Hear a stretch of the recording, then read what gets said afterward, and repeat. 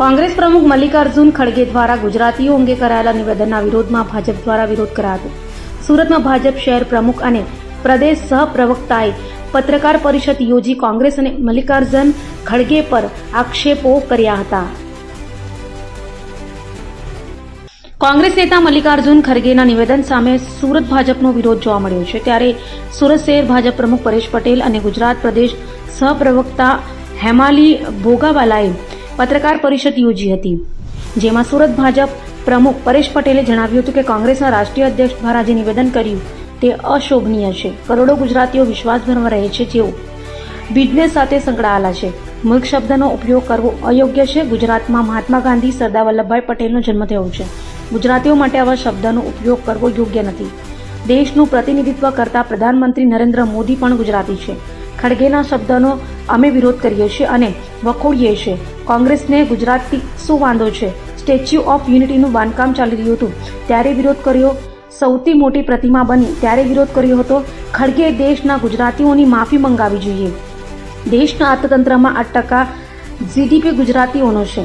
મહેનત અને બુદ્ધિના કારણે દેશભરમાં ગુજરાતીઓ આગળ વધી રહ્યા છે. ગુજરાતીઓ આનો સખત વિરોધ કરે છે.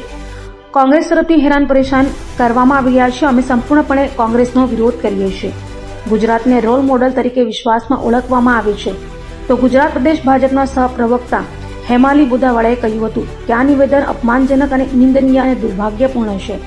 ગુજરાતની જનતાના આત્મસન્માનને ઠેસ પહોંચાડી છે. દેશની અખંડિતતા પર પ્રહાર કર્યા છે. ખડગેના નિવેદનને સખત શબ્દોમાં ભારતીય જનતા પાર્ટી વિરોધ કરે છે. પ્રધાનમંત્રી નરેન્દ્ર મોદી દેશનું મજબૂત પ્રતિનિધિત્વ કરી રહ્યા છે. દેશના યુવાઓને પ્રધાનમંત્રીએ વૈશ્વિક મંચ આપ્યું છે. કોંગ્રેસને સમજાવો કે લોટ લીટરમાં નહીં પણ કિલોમાં મળે છે.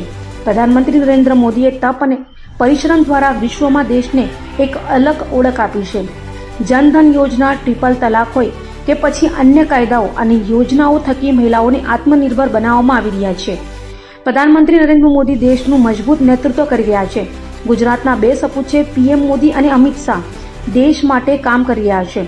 ભારત મજબૂતાઈથી પગ માંડીને ઊભું રહ્યું છે. આજે દેશને મજબૂત નેતૃત્વ વૈશ્વિક સ્તરે એક નવી ઓળખ અપાવી રહી છે. ગુજરાતી તરીકે મારો સખત વિરોધ છે. કોંગ્રેસના રાષ્ટ્રીય અધ્યક્ષ મલ્લિકાર્જુન ખડગે કેરળની એક સભામાં જ્યારે ગુજરાતીઓને એક કહી શકાય ને એવા શબ્દ જેનો ઉલ્લેખ કરે છે કે જેને એમ કહી શકાય કે આવા શબ્દો ઉચ્ચારવા એમના માટે હું માનું છું એ મૂર્ખ છે.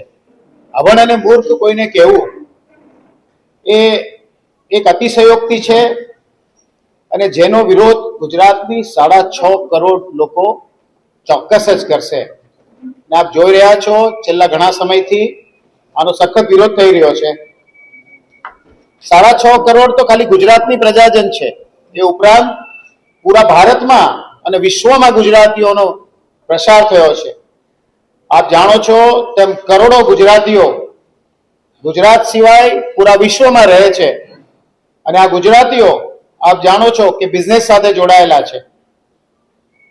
મૂર્ખ શબ્દ વાપરવો કે અભણ શબ્દ વાપરવો એટલા માટે અયોગ્ય છે કે જ્યારે ઇન્ટરનેશનલ કક્ષાએ જો ગુજરાતીઓ કામ કરી શકતા હોય તે અભણ ના હોય એ સ્વાભાવિક વાત છે. મારે ઘણી બધી વાતો આપ જાણો છો કે ગુજરાતમાં મહાત્મા ગાંધીજીનો જન્મ પણ ગુજરાતથી છે. સરદાર વલ્લભભાઈ પટેલ સાહેબનો જન્મ પણ ગુજરાતથી છે અને એમણે જે ભારત દેશ માટે બંને નેતાઓએ જે કામ કર્યું છે એ ઉપરાંત પૂરા વિશ્વમાં એમની નામના છે, એમની ખ્યાતિ છે. ત્યારે ગુજરાતીઓ માટે આવા શબ્દો વાપરવા યોગ્ય નથી. છેલ્લા 25 વર્ષથી સતત જેમણે નેતૃત્વ પૂરું પાડ્યું છે પૂરા ભારતને એવા માનનીય પ્રધાનમંત્રી શ્રી નરેન્દ્ર મોદીજી ગુજરાતથી છે. માનનીય અમિત શાહ સાહેબ જેઓ ગુજરાતથી છે અને જેને વિશ્વગુરુ કહે છે, જેના માટે માનનીય નરેન્દ્ર મોદી સાહેબ માટે એક એવા નેતા છે કે જેને વિશ્વએ સ્વીકાર્યા છે એ પણ ગુજરાતી છે.